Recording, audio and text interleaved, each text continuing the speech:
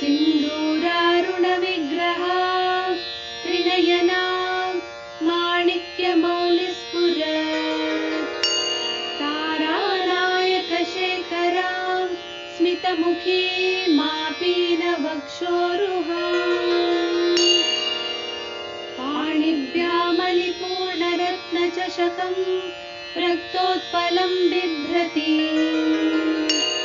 सौम्यां रत्नघटस्थरक्तचरणां ध्यायेत् परामम्बिकाम्।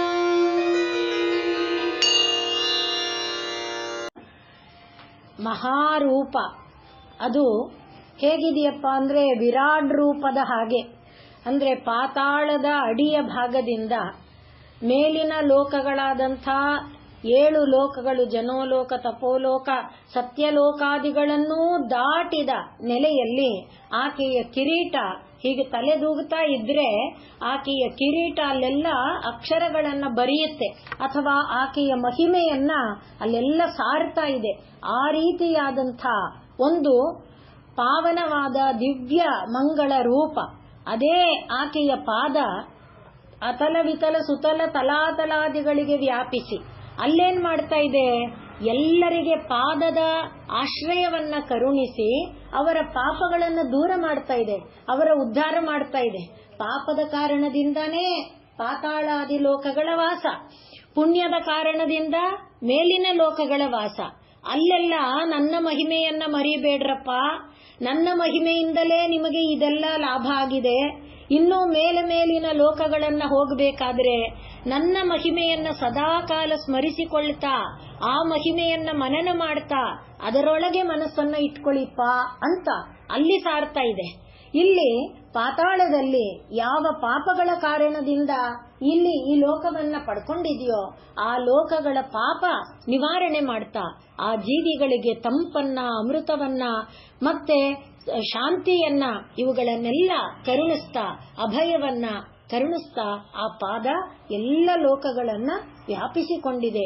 ಅಂಥ ಒಂದು ದಿವ್ಯವಾದ ದೇವಿಯ ಮಹಾರೂಪ ಅನ್ನುವುದನ್ನ ನಾವು ಭಾವಿಸಿಕೊಳ್ತಾ, ಅಂದ್ರೆ ಯಾವ ರೂಪಗಳನ್ನ ಕಲ್ಪನೆ ಮಾಡಿದ್ರು ಮಹಾ ಅನ್ನುವುದಕ್ಕೆ ನಮ್ಮ ಕಣ್ಣಿನ ನೆಲೆಯಲ್ಲಿ ನಾವು ಹಿಮಾಲಯ ಪರ್ವತವನ್ನ ಕಲ್ಪಿಸ್ತೇವೆ.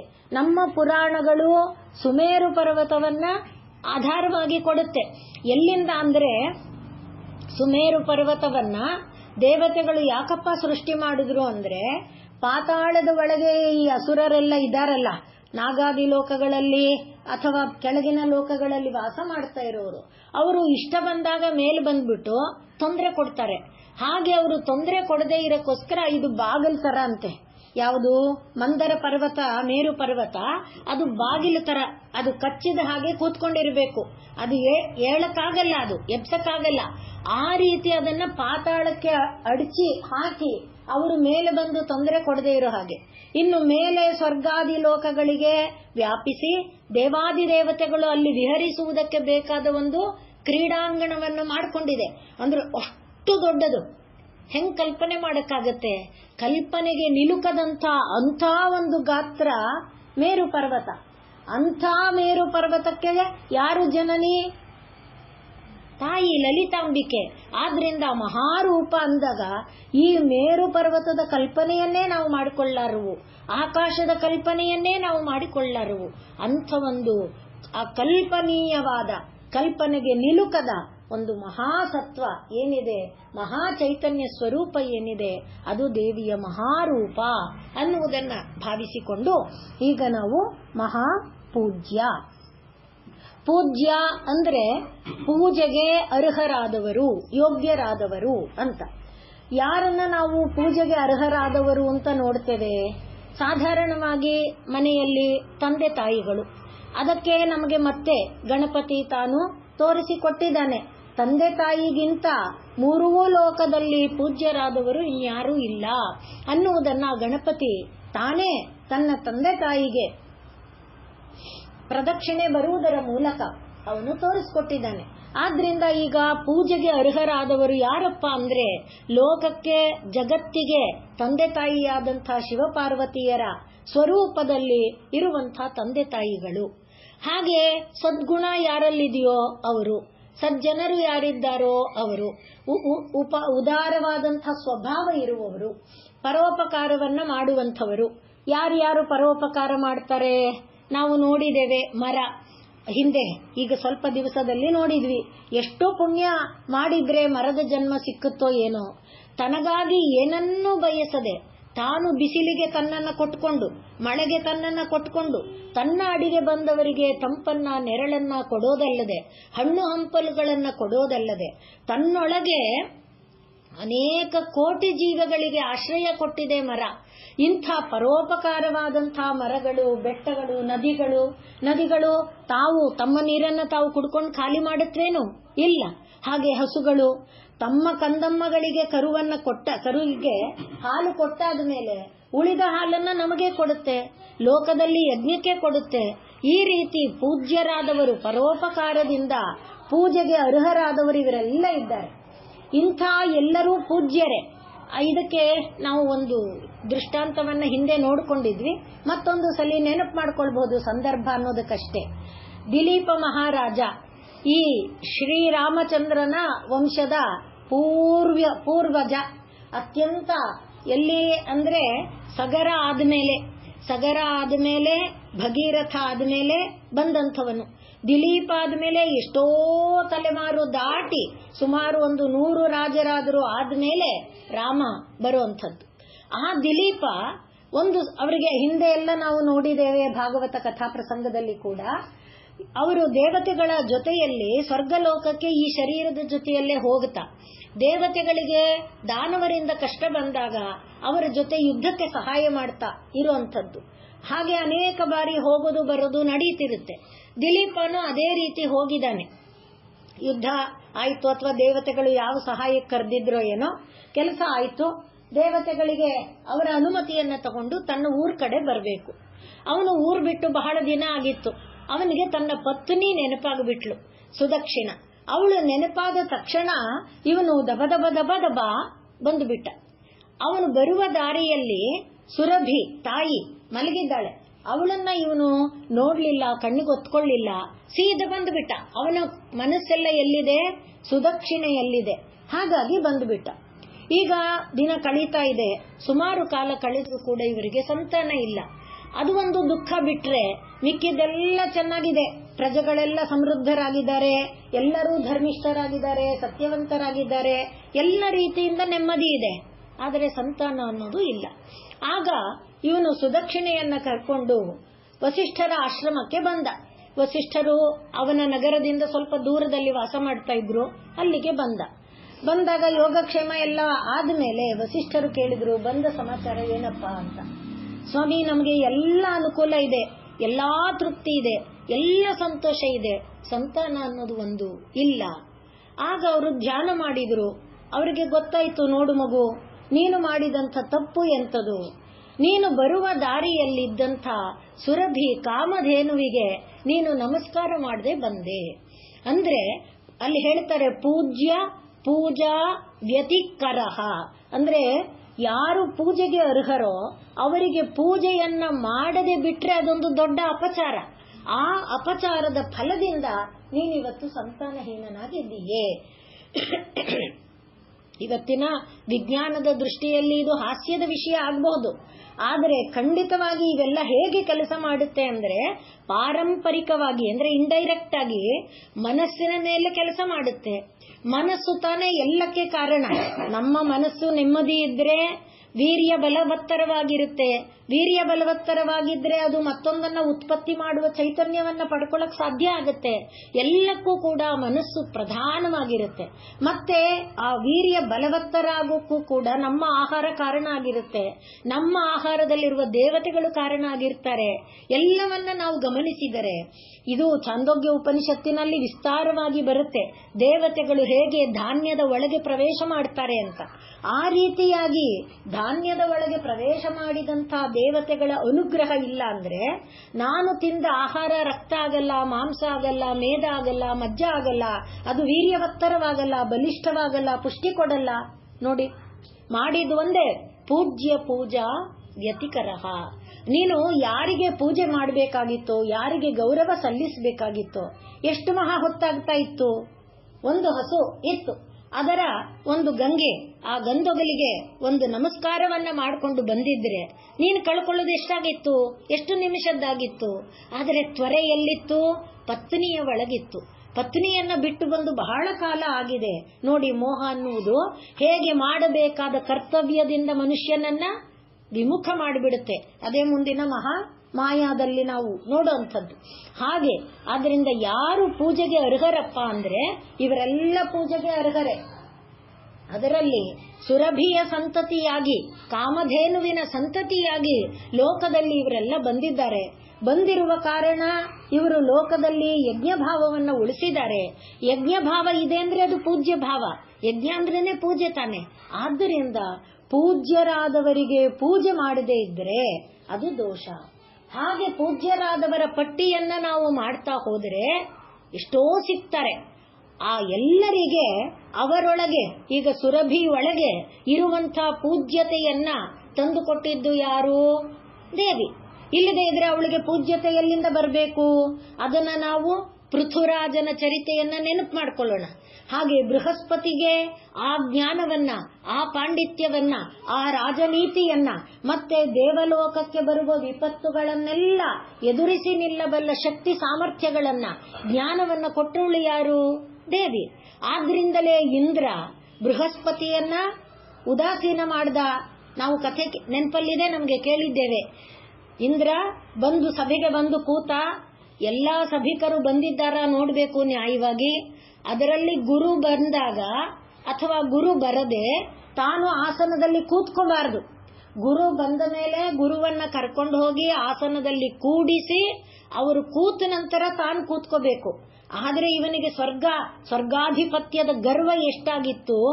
ಬಂದಿದಾರ ಗೊತ್ತಾಗುತ್ತೆ, ಬಂದಿದಾರ ಇಲ್ವಾ ಬೃಹಸ್ಪತಿ ಅನ್ನುವುದನ್ನು ಗಮನಿಸದೆ ಸಭೆ ಆರಂಭ ಆಗಲಿ ಅಂದ್ಬಿಟ್ಟ.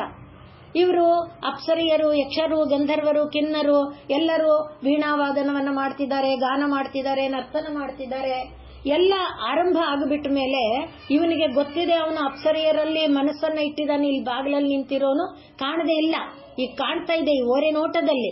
ನೋಡಿ, ಲಕ್ಷ್ಮಿ ಓರೆ ನೋಟದಲ್ಲಿ ಇದ್ದಾಳೆ, ಕಾಣ್ತಾ ಇದ್ದಾನೆ. ಆದ್ರೂ ಕೂಡ ಆ ಗರ್ವದ ಕಾರಣ ಉದಾಸೀನ ಮಾಡ್ದ. ಅಂದ್ರೆ ಪೂಜ್ಯ ಪೂಜಾ ವ್ಯತಿಕರ ಎಲ್ಲೆಲ್ಲಾಗುತ್ತೆ ಅಲ್ಲಿ ಹಾನಿನೇ. ಆದ್ರಿಂದ ಇವನು ಬೃಹಸ್ಪತಿಯಲ್ಲಿ ಆ ಪೂಜ್ಯ ಭಾವವನ್ನು ತಂದುಕೊಟ್ಟವಳು ಯಾರು? ದೇವಿ. ಈ ರೀತಿ ಪೂಜ್ಯವಾದದ್ದು ಅಂತ ನಾವು ಪಟ್ಟಿ ಮಾಡುವ ಯಾವುದಿದೆ, ಸಾಲಿಗ್ರಾಮ, ಈ ರೀತಿ ನಾವು ಏನನ್ನೇ ತಗೊಳ್ಳೋಣ, ಎಣಿಸ್ತಾ ಹೋದ್ರೆ ಅದರಲ್ಲಿರುವ ಆ ಪೂಜ್ಯತೆಯನ್ನ ತಂದುಕೊಟ್ಟವಳು ದೇವಿ. ಆ ದೇವಿ ಈಗೇನಾಗಬೇಕು? ಮಹಾ ಪೂಜ್ಯ. ಸಹಜ ತಾನೆ, ಇವರೆಲ್ಲ ಪೂಜ್ಯ ಪೂಜ್ಯ ಪೂಜ್ಯ. ಆ ಪೂಜ್ಯ ಎಲ್ಲ ಸೇರಿಸಿದರೆ ಮಹಾ ಪೂಜ್ಯ, ಆ ದೊಡ್ಡ ಪೂಜ್ಯ. ಮತ್ತೆ ಸ್ತುತಿ, ಪೂಜೆ ಎನ್ನುವುದಕ್ಕೆ ಸ್ತುತಿ ಅಂತ ಒಂದು ಅರ್ಥ ಇದೆ. ನಾವು ವಿಷ್ಣು ಸಹಸ್ರನಾಮದಲ್ಲಿ ನೋಡ್ತೇವೆ, ಸ್ತವ್ಯ, ಸ್ತವಪ್ರಿಯ, ಸ್ತುತಿ, ಸ್ತೋತ, ರಣಪ್ರಿಯ.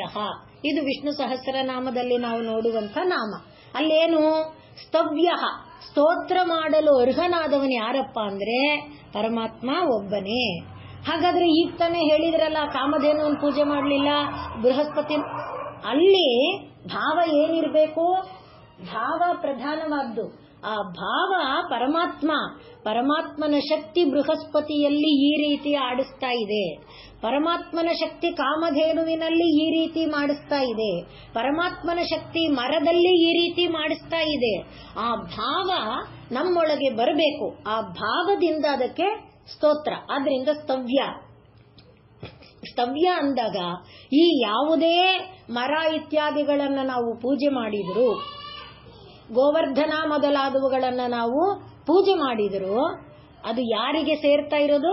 ಪರಮಾತ್ಮನಿಗೆ ಸೇರ್ತಾ ಇರೋದು. ಮೂಲತಃ ಅವರೊಳಗೆಲ್ಲ ಇರುವಂಥವನು ಯಾರು? ಪರಮಾತ್ಮನೇ. ಗೋವರ್ಧನ ನಾವು ಕೇಳ್ಕೊಂಡಿದ್ದೇವೆ, ಸುಮ್ಮನೆ ಸಂದರ್ಭ ಅಂತ. ಇದು ಸತ್ಸಂಗ ಆದ ಕಾರಣ ಭಕ್ತಿ ಪ್ರಚೋದಕಕ್ಕೆ ಹೇಳ್ತೇನಷ್ಟೇ. ಇದು ಸಾರ ಇದಾಗೋಕ್ಕೋಸ್ಕರ. ರಾಮಾಯಣ ಕಾಲದಲ್ಲಿ ಸೇತುವೆಯನ್ನ ಮಾಡ್ತಾ ಇದ್ದಾರೆ. ಸೇತುವೆ ನಿರ್ಮಾಣ ಮಾಡಬೇಕಾದ್ರೆ ಕಲ್ಲು ಬಂಡೆಗಳನ್ನ ತಂದು ಕೊಡ್ತಾ ಇದ್ದಾರೆ. ಎಲ್ಲಾ ದಿಕ್ಕುಗಳಿಂದ ಇವರುಗಳು ತರ್ತಾ ಇದ್ದಾರೆ. ಈಗ ಏನಾಯ್ತು ಅಂದ್ರೆ ಕಲ್ಲುಗಳು ಮುಗಿದೋಯ್ತು, ಸೇತುವೆ ಇನ್ನೂ ಮುಗುದಿಲ್ಲ. ಆಗ ಅರೇ ಏನ್ ಮಾಡೋದು, ಎಲ್ಲೂ ಕಲ್ಲುಗಳು ಕಾಣ್ತಾ ಇಲ್ವಲ್ಲ ಅಂತ ವಾನರರಿಗೆ ಭಯ ಆಯ್ತು, ಕಂಗೆಟ್ರು. ಆಗ ಎಲ್ಲರಿಗೆ ಕಾಣೋನು ಯಾರು? ಹನುಮ. ಹನುಮನಲ್ಲಿ ನೋಡಿ ಮತ್ತೆ ಈ ಶಕ್ತಿ ಅಂದ್ರೆ ಕ್ಷಣ ಮಾತ್ರದಲ್ಲಿ ಯೋಜನಗಳನ್ನ ಹಾರಬಲ್ಲ ಶಕ್ತಿ, ದೊಡ್ಡ ದೊಡ್ಡ ಬೆಟ್ಟಗಳನ್ನ ಎತ್ತಿಕೊಂಡು ಬರೋ ಶಕ್ತಿ. ಗರುಡನಲ್ಲಿ ಆ ಶಕ್ತಿ ಹೇಗಿದೆ ನೋಡಿ, ಮಂದರವನ್ನೇ ತನ್ನ ಮೇಲೆ ಹೊತ್ಕೊಳ್ಳೋ. ಇದೆಲ್ಲ ಯಾರದು? ಪರಮಾತ್ಮನದು. ಅದು ಭಾವನೆ ನಮ್ಮಲ್ಲಿರಬೇಕು. ಹಾಗೆ ಈ ಹನುಮನ ಕಡೆಗೆ ನೋಡಿದ್ರು. ಹನುಮ ಏನ್ ಮಾಡ್ದ? ಆಯ್ತು ಅಂತ ಸುತ್ತ ನೋಡ್ದ. ಇದು ಸೇತುವೆ ನಡೀತಿರೋದು ಎಲ್ಲಿ? ದಕ್ಷಿಣದಲ್ಲಿ. ಈಗ ದಕ್ಷಿಣದ ಕಲ್ಲು ಬಂಡೆಗಳು ಮುಗೀತು. ಏನು ಮಾಡಬೇಕು? ಉತ್ತರದ ಕಡೆಗೆ ಬಂದ. ಉತ್ತರದಲ್ಲಿ ಹಿಮಾಲಯದ ಅಲ್ಲಿ ಇದ್ದಂಥ ಒಂದು ದೊಡ್ಡ ಬೆಟ್ಟದ ಇದನ್ನ ತಗೊಂಡು ಅವನು ಬರೋ ವೇಳೆಗೆ ಕೆಲವು ಬೇರೆ ವಾನರರು ಈ ಕಡೆ ಇಲ್ಲಿರೋದು ಪೂರ್ವದಲ್ಲಿದ್ದ ಸಮುದ್ರದ್ದು ತಾನೆ, ಪಶ್ಚಿಮದ ಕಡೆಯ ಕರಾವಳಿಯಲ್ಲಿದ್ದ ಕೆಲವು ಬೆಟ್ಟ ಗುಡ್ಡಗಳನ್ನೆಲ್ಲ ಹೊತ್ಕೊಂಡು ಬಂದು ಜಾಂಬವ ಮೊದಲಾದವರು ಕೊಟ್ಟಿದ್ರು. ಸೇತುವೆ ಮುಗ್ದಿತ್ತು. ಇವನು ಬರೋದು ಉತ್ತರಕ್ಕೆ ಹೋಗಿದ್ನಲ್ಲ, ಅಲ್ಲಿಂದ ಬರುವಾಗ ಕೈಯಲ್ಲಿ ಹೊತ್ಕೊಂಡು ಬಂದಿದ್ದಾನೆ ಗೋವರ್ಧನನನ್ನ. ಅವನಿಗೆ ಎಲ್ಲಿ ಜಾಗ ಇಲ್ಲ, ಯಾಕೆ? ಸೇತುವೆ ಮುಗ್ದಿದೆ. ಆಯ್ತು, ಅವಕಾಶ ಇಲ್ಲ ಅವನಿಗೆ, ವಾಪಸ್ ಇಟ್ಬಿಡು ಅಂದ್ರು. ಗೋವರ್ಧನ ಅಳೋದಕ್ಕೆ ಶುರು ಮಾಡ್ದ. ಎಂಥ ಪಾಪಿ ನಾನು! ಪರಮಾತ್ಮನ ಪಾದಸ್ಪರ್ಶವನ್ನ ಸೇತುವೆಯ ಮೇಲೆ ಅವನು ಸಾಗುವಾಗ ಆ ರಾಮನ ಮತ್ತೆ ರಾಮನ ಭಕ್ತರಾದ ವಾನರರ ಪಾದಸ್ಪರ್ಶದಿಂದ ಪುನೀತ ಆಗುತ್ತೇನೆ ಅನ್ಕೊಂಡಿದ್ದೆ. ನನಗೆ ಈ ಭಾಗ್ಯ ತಪ್ಪಿಸಿಬಿಟ್ಟಿಯಲ್ಲ ಅಂತ ಹನುಮನ ಮೇಲೆ ಅವನಿಗೆ ಕೋಪ, ಬೇಜಾರು. ನೀನು ನನಗೆ ಈ ಭಾಗ್ಯವನ್ನ ತಪ್ಪಿಸಿದೆ ಅಂತ. ಆಗ ಪರಮಾತ್ಮನ ಹತ್ತಿರ ಬರಬೇಕು ಹನುಮ, ಇನ್ಯಾರಿಗೆ ಸಾಧ್ಯ ಇಲ್ಲ. ಹನುಮ ಬಂದು ನೋಡು, ಗೋವರ್ಧನ ಹೀಗೆ ಅಳ್ತಾ ಇದ್ದಾನೆ. ನಾನು ಮಾಡಿದ ತಪ್ಪಿನಿಂದ ಗೋವರ್ಧನನಿಗೆ ಈ ಸ್ಥಿತಿಯಾಗಿದೆ. ಗೋವರ್ಧನನಿಗೆ ತಲೆ ಸವರಿ ಪರಮಾತ್ಮ ರಾಮ, ದುಃಖ ಪಡಬೇಡಪ್ಪ, ನಾನು ಮುಂದಿನ ಅವತಾರದಲ್ಲಿ ನಿನ್ನೊಳಗೆ ಎಷ್ಟು ಬೇಕೋ ಅಷ್ಟು ಸಲ ಪಾದ ಇಟ್ಬಿಡ್ತೀನಿ ಇಂದ. ಗೋವರ್ಧನದಲ್ಲಿ ಎಷ್ಟು ಸಲ ಪಾದ ಊರಿದಾನೆ. ದಿನ ಬೆಳಗಾದ್ರೆ ಓಡೋದೇ ಅಲ್ಲಿಗೆ. ಪುಣ್ಯ ನೋಡಿ, ಒಂದು ಸಲ ಪಾದ ತಪ್ಪಿಸ್ಕೊಂಡ, ಎಷ್ಟು ಸಲ ಪಾದ ಸಿಕ್ತು, ಎಷ್ಟು ಪಾದ ಸ್ಪರ್ಶ ಸಿಕ್ತು. ಮತ್ತ ಅವನೊಬ್ಬನದೇನ, ಅವನ ಸಲುವಾಗಿ ಬ್ರಹ್ಮ ಬಂದ, ಇಂದ್ರ, ಎಷ್ಟು ಜನರದು ದೊರಕಿತು. ಅಂದ್ರೆ ಇದೆಲ್ಲ ಪೂಜ್ಯ ಅನ್ನುವುದು ದೊರಕೋದಕ್ಕೆ ನಾನು ಹೇಳ್ತಿರೋದು. ಆದ್ರಿಂದ ಇವತ್ತು ನಾವು ಗೋವರ್ಧನನನ್ನ ಪೂಜೆ ಮಾಡ್ತೇವೆ, ಗೋವರ್ಧನನಿಗೆ ಇದನ್ನ ಪರಿಕ್ರಮ ಮಾಡ್ತೇವೆ. ಅದರಿಂದ ನಾವು ಪವಿತ್ರರಾಗುತ್ತೇವೆ, ಮುಕ್ತಿ ದೊರಕುತ್ತೆ ಅಂತ ಭಾವಿಸ್ಕೊಳ್ತೇವೆ. ಇವತ್ತಿಗೂ ಕೂಡ ಗೋವರ್ಧನನಲ್ಲಿ ಗೋಪಿಯರ ಧ್ವನಿ ಕೇಳುತ್ತೆ, ಗೆಜ್ಜೆನಾದ ಕೇಳುತ್ತೆ. ಇದೆಲ್ಲ ಹೇಳ್ತಾರೆ. ಅದಕ್ಕೆ ಎಲ್ಲ ಬೇಲಿ ಹಾಕಿಟ್ಬಿಟ್ಟಿದ್ದಾರೆ, ಎಲೆಕ್ಟ್ರಿಕ್ ಬೇಲಿ ತರ. ಯಾರೂ ಗೋವರ್ಧನನ ಮೇಲೆ ತುಳಿದಾಡೋ ಹಾಗಿಲ್ಲ. ಅಂಥ ಒಂದು ವ್ಯವಸ್ಥೆಯನ್ನ ಅಂದ್ರೆ ಪೂಜ್ಯ ಅನ್ನುವಾಗ ಇಂಥ ಪೂಜ್ಯ ಎಲ್ಲ ಎಲ್ಲಿಂದ ಬಂದಿದ್ದು? ಪರಮಾತ್ಮನ ಪಾದಸ್ಪರ್ಶದಿಂದ ಬಂದಿದ್ದು ಅಲ್ವೇ? ಅಂಥ ಮಹಾಪೂಜ್ಯ ಅಂದ್ರೆ ಯಾರಾಗಕ್ಕೆ ಸಾಧ್ಯ? ಅದು ಪರಮಾತ್ಮ ಅಲ್ಲದೆ ಇನ್ಯಾರು ಆಗುವುದಕ್ಕೆ ಸಾಧ್ಯ ಇಲ್ಲ. ಆ ಪರಮಾತ್ಮನ ಸಂಬಂಧ ಎಲ್ಲಿದೆ ಅಲ್ಲಿ ಸ್ತವ್ಯ. ಸ್ತವ್ಯ ಸ್ತವಪ್ರಿಯ, ಸ್ತೋತ್ರಂ ಸ್ತೋತ ರಣಪ್ರಿಯ. ಇವೆಲ್ಲ ನಾವು ನೋಡೋದು ಪರಮಾತ್ಮನ ಸಂಬಂಧ ಇರುವ ಜಾಗದಲ್ಲಿ ಮಾತ್ರ. ಆದ್ರಿಂದಲೇ ಗೋವರ್ಧನ ಬೇರೆ ಬೆಟ್ಟ ಎಲ್ಲ ಯಾತಕ್ಕೆ ಅಷ್ಟು ಮಟ್ಟಿಗೆ? ಎಲ್ಲಾ ಬೆಟ್ಟನೂ ನಾವು ಪೂಜಿಸ್ತೇವೆ, ಆದರೆ ಪ್ರತಿ ಬೆಟ್ಟದಲ್ಲಿರುವ ಆ ಮಹಿಮೆ ಯಾರಿಂದ ಅಂದ್ರೆ ಪರಮಾತ್ಮನ ಸಂಬಂಧದಿಂದ. ಆದ್ರಿಂದ ಈ ಸ್ತೋತ್ರ ಅನ್ನುವಾಗ ಯಾರು ಪೂಜೆಗೆ ಅರ್ಹರಪ್ಪ, ಯಾರು ಸ್ತೋತ್ರಕ್ಕೆ ಅರ್ಹರು ಅಂದ್ರೆ ಅದು ದೇವರು ಮಾತ್ರ. ಆ ದೇವರು ಯಾರು? ಈ ದೇವಿ ಸ್ವರೂಪಿಣಿ, ಮಹಾದೇವಿ ಸ್ವರೂಪಿಣಿ. ಹೀಗೆ ನಾವು ಬೆಳಿಬೇಕಾದ್ರೆ, ಈಗ ನಾವು ಹೇಳ್ಕೊಂಡಿರೋದು ಸ್ತೋತ್ರಗಳಲ್ಲಿ ದೇವರ ಲೀಲೆ, ಪವಾಡ, ಉತ್ಕರ್ಷ ಇವುಗಳ ಜೊತೆಯಲ್ಲಿ ನಾವು ಏನ್ ತಿಳ್ಕೊಂಡಿದ್ದೇವೆ? ನಮಗೆ ಒಂದು ನೀತಿ ಬೋಧೆನೂ ಇದೆ ಅಂತ. ಈಗ ನಾವು ಇಲ್ಲಿ ತಿಳ್ಕೊಳ್ಬೇಕಾದ ನೀತಿ ಬೋಧೆ ಏನಪ್ಪಾ ಅಂದ್ರೆ, ಪ್ರತಿಯೊಂದು ಜೀವದಲ್ಲೂ ಒಂದು ಸಣ್ಣದಾದ್ರೂ ಗುಣ ಇದೆ. ಏನೂ ಗುಣ ಇಲ್ಲದ್ದು ಯಾವುದೂ ಇಲ್ಲ. ಈಗ ಇರುವೆಯನ್ನ ತಗೊಳ್ಳಿ, ಇರುವೆ ಹಿಂಗ್ ಹೊಸಕಾಕಿದ್ರೆ ಸತ್ತು ಹೋಗುತ್ತೆ. ಅದೇ ಆ ಪುಟಾಣಿ ಇರುವೆ ಒಂಚೂರು ಕಚ್ಚಿದ್ರೆ ಇಷ್ಟು ದೊಡ್ಡ ಗಾತ್ರದ ಶರೀರ ವಿಲಿ ಒದ್ದಾಡುತ್ತೆ. ಅದಿರೋದು ಪುಟಾಣಿ ಅಷ್ಟೇ. ಆದ್ರೆ ಇದು ಒಂದು ಶಕ್ತಿ. ಮತ್ತೆ ಆ ಇರುವೆನಲ್ಲಿ ನೋಡಿ ಏನು ಡಿಸಿಪ್ಲಿನ್, ಹೇಗೆ ಸಾಲಲ್ಲೇ ಹೋಗುತ್ತೆ. ಮತ್ತೆ ಮಳೆಗಾಲ ಬರುವ ಮುನ್ನ ಸಂಗ್ರಹ ಹೇಗೆ ಮಾಡಿಟ್ಕೊಳ್ಳುತ್ತೆ. ಮಳೆಗಾಲದಲ್ಲಿ ಆಹಾರ ಇಲ್ಲ. ಆದ್ರಿಂದ ಇದೆಲ್ಲ ಒಂದು ಗುಣ ಅಲ್ವಾ? ಈ ರೀತಿಯಾಗಿ ಪರಗುಣ ಪರಮಾಣು ಪ್ರತಿಯೊಂದು ಜೀವದಲ್ಲಿ ಸಣ್ಣ ಸಣ್ಣ ಗುಣಗಳಿದೆ. ಅಣುಯುತವಾದಂಥ ಗುಣಗಳಿದೆ. ಒಂದು ಸಿಂಹ, ಅದರ ಗತ್ತು ನೋಡಿದರೆ ನಮಗೆ ನಮಸ್ಕಾರ ಮಾಡ್ಬೇಕನ್ಸುತ್ತೆ. ಮತ್ತೆ ಅದು ಬರುವಾಗ ಝೂನಲ್ಲಿರೋ ಸಿಂಹದ್ದೇ ಅದು ಬರುವ ಗತ್ತನ್ನ ನೋಡಿದ್ರೆ ಹಾಗನ್ಸುತ್ತೆ. ಕಾಡಲ್ಲಿರುವ ಸಿಂಹ ಹೇಗೆ ಬರಬಹುದು, ಅದರ ಒಂದು ಹೆಜ್ಜೆ ಇಡುವ ರೀತಿಯಲ್ಲೇ ನಮಗೆ ಅದರ ಪೂಜ್ಯತೆ ಗೊತ್ತಾಗುತ್ತೆ. ಆದ್ರಿಂದಲೇ ತಾಯಿ ಅದರ ಮೇಲೆ ತಾನು ಕುಳಿತು ಅದಕ್ಕೆ ಪೂಜ್ಯತೆಯನ್ನು ತಂದುಕೊಟ್ಲು. ಈ ರೀತಿಯಾದ ಒಂದು ಭಾವಗಳನ್ನು ನಾವು ಭಾವಿಸಿಕೊಂಡಾಗ ಅಲ್ಲಿ ಪರಗುಣ ಪರಮಾಣೂನ್ ಪರ್ವತೀಕೃತ್ಯ ನಿತ್ಯಂ, ಒಂದು ಸಣ್ಣ ಗುಣ ಇರಬಹುದು. ಆ ಸಣ್ಣ ಗುಣವನ್ನ ನಾವು ದಿನಾ ಭಾವಿಸ್ತಾ ಹೋದ್ರೆ, ಬೇರೆ ಯಾರು ಬೇಡ, ಈ ಇರುವೆನೇ ಗುರು ಅನ್ಕೊಳ್ತೀನಿ ಅಂತ ಭಾವಿಸ್ತಾ ಹೋದ್ರೆ, ಬೇರೆ ಯಾರು ಬೇಡ, ಕಾಗೇನೆ ಗುರು ಅನ್ಕೊಳ್ತೀನಿ. ನಾವು ಈಗ ಗುರುಪೂರ್ಣಿಮಾ ಹತ್ತಿರದಲ್ಲಿ ಬರೋದರಲ್ಲಿದೆ, ತಾನೇ ವಿಷಯ ಬರ್ತಾ ಇದೆ. ಒಬ್ಬ ಅವಧೂತ ಕೃಷ್ಣ ತಾನು ತನ್ನನ್ನ ಉಪಸಂಹಾರ ಮಾಡ್ಕೊಳ್ತೇನೆ ಅಂತ ಭಾವಿಸ್ಕೊಂಡ. ಅಂದ್ರೆ ದೇವತೆಗಳು ಬಂದು ಕರೆದ್ರು, ಅಪ್ಪ ಕೃಷ್ಣ ನೀನು ಭೂಲೋಕಕ್ಕೆ ಬಂದಿದ್ದಾಯ್ತು, ನಿನ್ನ ಒಂದು ಕೆಲಸ ಆಯ್ತು, ಹಿಂತಿರುಗಿ ವೈಕುಂಠಕ್ಕೆ ಬಾ, ನಾವೆಲ್ಲ ಕಾಯ್ತಾ ಇದ್ದೀವಿ ಅಂತ. ಆಗ ಕೃಷ್ಣ ಹೋಗುವ ಸಿದ್ಧತೆಯನ್ನ ಮಾಡಿಕೊಂಡ. ಉದ್ಧವನಿಗೆ ಇದು ಗೊತ್ತಾಗ್ಬಿಡ್ತು. ಆದ್ರಿಂದ ಉದ್ಧವ ಏನ್ ಮಾಡ್ದ, ಕೃಷ್ಣನ ಕಾಲನ್ನ ಭದ್ರವಾಗಿ ಹಿಡಿದು, ಕೃಷ್ಣ ನೀನಿಲ್ಲದೆ ನಾವು ಬದುಕಕ್ಕಾಗಲ್ಲ, ಈಗಲೇ ಅಲ್ಲಲ್ಲಿ ಕಲಿ ಕಾಣ್ತಾ ಇದ್ದಾನೆ, ನೀನು ಹೊರಟೋದ್ರೆ ಕಲಿ ಪ್ರಬಲನಾಗ್ಬಿಡ್ತಾನೆ, ಕೃಷ್ಣ ಬಿಟ್ಟು ಹೋಗಬೇಡ ಅಂತ ಭದ್ರವಾಗಿ ಅವನ ಕಾಲನ್ನ ಹಿಡ್ಕೊಂಡ. ಆಗ ಕೃಷ್ಣ ಹೇಳ್ದ, ಇಲ್ಲಪ್ಪ ಆ ರೀತಿ ಮಾಡಕ್ಕಾಗಲ್ಲ, ಶರೀರವನ್ನ ಧರಿಸಿ ಬಂದವರು ಯಾರೇ ಆದ್ರೂ ಹೋಗ್ಬೇಕು, ಆದ್ರಿಂದ ನಾನೀಗ ಹೋಗ್ಬೇಕಾಗಿದೆ, ನಾನು ಹೋಗ್ತೇನೆ. ಆಗ ನಮ್ಗೇನು ದಾರಿ ಬೋಧೆ ಮಾಡು ಅಂದಾಗ, ನನ್ನ ನೋಡಿ ಕೃಷ್ಣನಿಗೆ ಶಕ್ತಿ ಇಲ್ವಾ? ಕೃಷ್ಣ ಯುಧಿಷ್ಠಿರನನ್ನ ಭೀಷ್ಮರ ಹತ್ರ ಕರ್ಕೊಂಬಂದ, ರಾಜ್ಯ ಧರ್ಮ ಬೋಧೆ ಮಾಡಪ್ಪ ಅಂತ. ಅವನಿಗೆ ಗೊತ್ತಿಲ್ಲದೆ ಇರೋದಾ? ಭೀಷ್ಮರಂದ್ರು, ಅಲ್ಲಪ್ಪ ಕೃಷ್ಣ ನಕ್ಕು ಬಿಟ್ಟೆ ಹೇಳಿದ್ರು, ನನ್ನ ಸ್ಥಿತಿ ನಿನಗ್ ಗೊತ್ತು, ಊಟ ಇಲ್ಲ, ತಿಂಡಿ ಇಲ್ಲ, ನಿದ್ದೆ ಇಲ್ಲ, ಮುಳ್ಳಿನ ಇದರ ಮೇಲೆ ಬಿದ್ದುಕೊಂಡು ಎಷ್ಟು ಕಾಲ ಆಯಿತು, ನನ್ನೊಳಗೆ ಏನು ಶಕ್ತಿ ಇದೆ ಅಂತ ಕರ್ಕೊಂಬಂದೆ. ಎರಡನೇದು, ನನಗೆ ಮಾತೆಲ್ಲಿದೆ, ನನಗೆ ಜ್ಞಾನ ಎಲ್ಲಿದೆ ಅಂದ್ರೆ ನೋಡಿ ಎಲ್ಲ ಪೂಜ್ಯ, ಹೇಗೆ ಕನೆಕ್ಷನ್ ಇದೆ ಅಂತ ಅವರು ಕೇಳಿದಾಗ, ನಿನಗೆ ಯಾಕೆ, ನಾನು ಕೊಡ್ತೀನಿ ಹೇಳು ಅಂದ. ಶಕ್ತಿ ಕೊಟ್ಟ, ಯುಕ್ತಿ ಕೊಟ್ಟ, ಶರೀರದಲ್ಲಿ ಬಲ ಕೊಟ್ಟ, ಮಾತು ಇಷ್ಟೆಲ್ಲ ಅವನೇ ಮಾಡಬಹುದಲ್ಲ. ಆದರೆ ಪೂಜ್ಯರಾದರೆ ಇವತ್ತು ನಾವು ಭೀಷ್ಮರನ್ನ ಯಾಕೆ ನೆನೀತೇವೆ?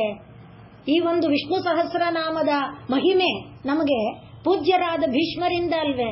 ಅಂದ್ರೆ ತನ್ನ ಭಕ್ತ ಕೊಂಡಾಡಲ್ಪಡಬೇಕು, ತಾನಲ್ಲ. ಅದು ಪರಮಾತ್ಮನ ಮಹಿಮೆ, ಅದು ಮಹಾಪೂಜ್ಯತ್ವ. ನಾನು ದೊಡ್ಡವಳು ಅನ್ನಿಸ್ಕೊಳ್ಳೋದು ದೊಡ್ಡದಲ್ಲ, ನೀನು ದೊಡ್ಡವಳು ಅಂತ ನಾನು ಮಾಡ್ತೀನಲ್ಲ ಅದು ದೊಡ್ಡದು, ಅದು ಮಹಾಪೂಜ್ಯ, ಅದು ಪರಮಾತ್ಮನಲ್ಲಿ ನಾವು ನೋಡುವಂತ ಮಹಾಪೂಜ್ಯ. ಹಾಗೆ ಅಲ್ಲಿ ಅವನು ಹೇಳಲಿಲ್ಲ. ಈಗ ಇಲ್ಲಿ ಕೂಡ ಅವನಿಗೇನು ಗೊತ್ತಿಲ್ಲದೆ ಇರೋ ವಿಷಯನ, ನೋಡಪ್ಪ ನಮ್ಮ ಕುಲ ಪರಂಪರೆಗೆ ಯದು ಅಂತ ಮೊದಲ ರಾಜ, ಅದರಿಂದ ತಾನೇ ಯದು ವಂಶ. ಆ ಯದುಗೆ ಇದೇ ತರ ಸಮಸ್ಯೆ ಬಂದಿತ್ತು ಒಂದ್ಸಲ.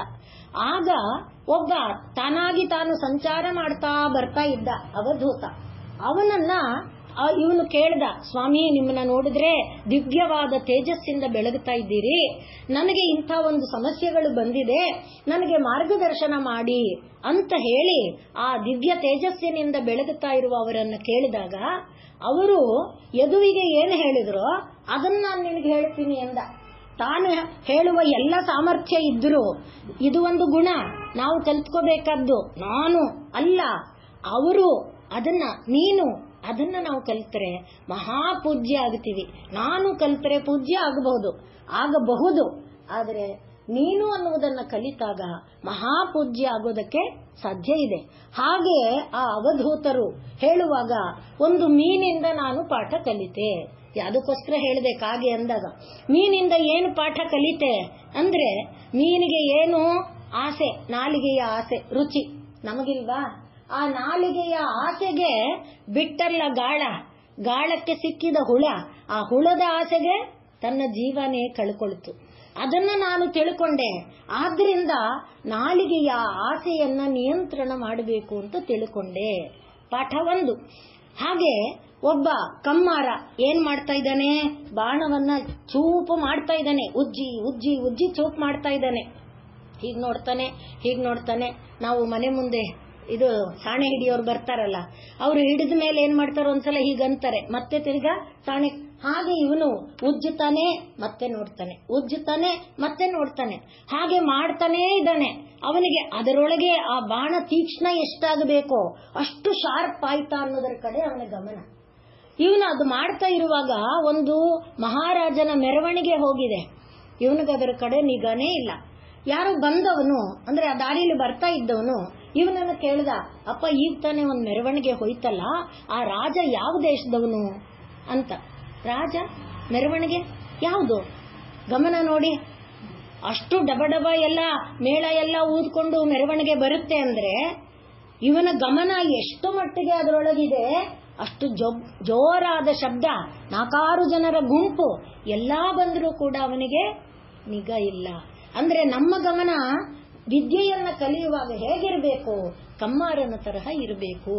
ಈ ರೀತಿ ಮತ್ತೆ ಒಂದು ಹಕ್ಕಿ ಹಸುವಾಗಿತ್ತು, ಅದಕ್ಕೊಂದು ಮಾಂಸ ಸಿಕ್ತು, ಆ ಮಾಂಸದ ತುಂಡನ್ನು ಕಚ್ಕೊಂಡು ಮೇಲಕ್ಕೆ ಹಾರ್ತು. ಅದು ಹಾರ್ತಾ ಇದ್ದಾಗೆ ಗುಂಪು ಹಕ್ಕಿಗಳು ಅದನ್ನು ಮುತ್ಕೊಳ್ತು. ಮುತ್ಕೊಂಡಾಗ ಕುಕ್ಕಿ ಕುಕ್ಕಿ ಕುಕ್ಕುತ್ತೆ, ಇದು ಆ ಕಡೆ ಓಡುತ್ತೆ, ಈ ಕಡೆ ಓಡುತ್ತೆ, ಮೇಲಾರುತ್ತೆ, ಕೆಳಗೆ ಏನು ಮಾಡಿದ್ರು ಗುಂಪು ಗುಂಪು ಹಕ್ಕಿಗಳು ಸುತ್ತುತ್ತಾನೆ ಇದೆ, ಕುಕ್ಕುತ್ತಾನೆ ಇದೆ. ಆಗ ಇದಕ್ಕೆ ಗೊತ್ತಾಯ್ತು, ನನ್ನ ಬಾಯಲ್ಲಿರೋ ಮಾಂಸಕ್ಕೆ ಇವ್ರು ಇದು ಮಾಡ್ತಿದ್ದಾರೆ, ಬಿಸಾಕ್ತು. ಅದು ಬಿಸಾಕಿದ ತಕ್ಷಣ ಎಲ್ಲ ಹಕ್ಕಿ ಹೊರಟೋದ್ರು. ನಾವು ಜೀವನದಲ್ಲಿ ಏನ್ ಕಲಿಯಬೇಕು? ನಮ್ಮ ಬಳಿ ಯಾವದ್ವಿತ್ತೋಪಾರ್ಜನ ಸಕ್ತಃ ತಾವನ್ನಿಜ ಪರಿವಾರೋ ರಕ್ತಃ. ನಮ್ಮ ಬಳಿಗೆ ಜನ ಎಲ್ಲಿವರೆಗೆ ಬರ್ತಾರೆ? ದುಡ್ಡು ದುಡ್ಡು ಎಲ್ಲಿವರೆಗೆ ಇಟ್ಟಿದೀಯಾ ಅಲ್ಲಿವರೆಗೆ. ನಿನ್ ಜೋಬ್ ಖಾಲಿ ಆಯ್ತಾ? ನಿನ್ ಕೈಯಲ್ಲಿ ಕಾಸಿಲ್ವಾ? ನೀನ್ ಮುಗಿದ್ಯಾ? ಯಾರಿಗೋ ಬರೆದು ಬಿಟ್ಟಿದ್ಯಾ ಅಂತ ಗೊತ್ತಾಯ್ತಾ?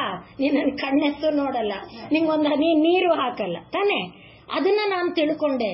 ನೋಡಿ, ಅವನು ಅವಧೂತ ಎಷ್ಟು ಪಾಠವನ್ನ ಪ್ರಾಣಿಗಳಿಂದ ಅನ್ನಕ್ಕೆ ಹೇಳಿದೆ.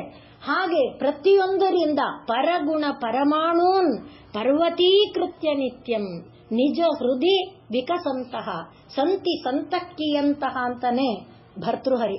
ಆ ರೀತಿ ನಾವು ಸಜ್ಜನರಾಗಬೇಕಾದ್ರೆ ಪ್ರತಿಯೊಂದು ಜೀವದಿಂದ, ಪ್ರತಿಯೊಂದು ಅಣುವಿನಿಂದ ಗುಣವನ್ನು ಸಂಗ್ರಹಿಸ್ತಾ, ಜೇನು ಹೇಗೆ ಎಷ್ಟೋ 100 ಹೂವುಗಳಿಂದ ಇಷ್ಟು ಹನಿ ಜೇನು ಮಾಡುತ್ತೆ, ಅಷ್ಟಕ್ಕೆ ಎಷ್ಟು ಕಷ್ಟಪಡಬೇಕು, ಹಾಗೆ ನಾವು ಕೂಡ ಪ್ರತಿಯೊಬ್ಬರಿಂದ ಒಂದೊಂದು ಗುಣವನ್ನು ಗ್ರಹಿಸ್ತಾ ಬಂದ್ರೆ ನಾವು ಉದ್ಧಾರ ಆಗ್ತೇವೆ. ಆ ರೀತಿ ಈ ಪೂಜ್ಯ ಅನ್ನುವುದನ್ನ ನಾವು ಪ್ರತಿಯೊಬ್ಬರಲ್ಲಿರುವ ಪೂಜ್ಯ ಭಾವದಿಂದ ಗ್ರಹಿಸಿದಾಗ ನಾವು ಕೂಡ ಮಹಾಪೂಜ್ಯ ಆಗುವುದಕ್ಕೆ ಸಾಧ್ಯ ಆಗುತ್ತೆ. ಪರಮಾತ್ಮ ವಸ್ತು ಒಂದೇ ಮಹಾಪೂಜ್ಯ. ಯಾಕೆ ಅಂದ್ರೆ ಪೂಜ್ಯವಾದ ಇದರಲ್ಲೆಲ್ಲ ಆ ಪೂಜ್ಯತೆಯನ್ನ ತುಂಬಿರುವುದು ಪರಮಾತ್ಮನ ಸಂಬಂಧ. ಈ ಶರೀರವನ್ನೇ ತಗೊಂಡ್ರು, ಶರೀರದೊಳಗಿರುವ ಚೈತನ್ಯ ಬಿದ್ದೋದ್ಮೇಲೆ ಇದು ಕಸ ಅಲ್ವೇ? 1 ದಿವಸ 2 ದಿವಸ ಇಟ್ಕೋಬಹುದು, ಆಮೇಲೆ ಇದನ್ನ ಯಾರು ಕೇಳು ಅಂದ್ರೆ ತಗೊಂಡೋಗಿಪ್ಪ ಬೇಗ ಅನ್ನೋ ಹಾಗೆ ಆಗುತ್ತೆ ಹೊರತು ಅದಕ್ಕೆ ಇನ್ನೇನು ಬೆಲೆ ಇರಲ್ಲ. ಆದ್ರೆ ಇದಕ್ಕೆ ಬೆಲೆ ಬಂದಿದ್ದು ಯಾವುದರಿಂದ? ಒಳಗಿದ್ದ ಪ್ರಭುವಿನಿಂದ. ಆ ಪ್ರಭುನೇ ನಮಗೆ ಪ್ರಭುವಿನ ಸಂಪರ್ಕ ನಮಗೆ ಪೂಜ್ಯತೆಯನ್ನು ತಂದುಕೊಡುತ್ತೆ. ಅದು ಮಹಾಪೂಜ್ಯ ಆಗುವುದು ಯಾವಾಗ ಅಂದ್ರೆ ಈ ಎಲ್ಲ ಪೂಜ್ಯವನ್ನ ನಾವು ರಾಶಿ ಮಾಡಿಕೊಂಡಾಗ ಅದು ಮಹಾಪೂಜ್ಯ. ಅಂಥ ಮಹಾಪೂಜ್ಯ ಏನಾಗುತ್ತಾಳೆ? ಮಹಾಪಾತಕ ನಾಶಿನಿ. ನಮ್ಮೊಳಗಿರುವ ಎಲ್ಲ ಪಾಪಗಳನ್ನ ನಾಶ ಮಾಡಿದರೆ ಮತ್ತೆ ತಿರ್ಗಾ ಪೂಜ್ಯನೇ. ಪಾಪ ಇರೋದ್ರಿಂದ ನಾವು ತಿರಸ್ಕಾರ, ಪಾಪ ಇಲ್ಲದೆ ಹೋದರೆ ನಮ್ಮನ್ನ ಪೂಜ್ಯರಾಗಿ ಕಾಣುತ್ತಾರೆ. ಆದ್ರಿಂದ ಮಹಾಪಾತಕ ನಾಶಿನಿ, ನಮ್ಮ ಎಲ್ಲ ಪಾಪಗಳನ್ನ ಅವಳು ದೂರ ಮಾಡ್ತಾಳೆ. ಪಾತಕ ಅಂದ್ರೆ ಏನು ಅಂದ್ರೆ, ಪಾತ ಅಂದ್ರೇನು?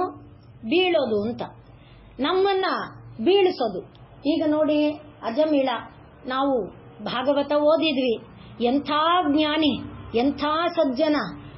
ಮನೆಯಲ್ಲಿ ಕೂಡ ಯಜ್ಞಯಾಗಾದಿಗಳನ್ನ ಮಾಡ್ತಾ, ತಾನು ಮನೆಯಲ್ಲಿ ಅಗ್ನಿಹೋತ್ರಾದಿಗಳನ್ನ ಉಳಿಸಿಕೊಂಡು ತಂದೆ ತಾಯಿಯ ಸೇವೆಯನ್ನ ಮಾಡ್ತಾ, ಪತ್ನಿಗೆ ಯೋಗ್ಯನಾದ ಪತಿಯಾಗಿ ಎಲ್ಲಾ ಇದ್ದವನು ಒಂದೇ ಸಲ ಬಿದ್ದ.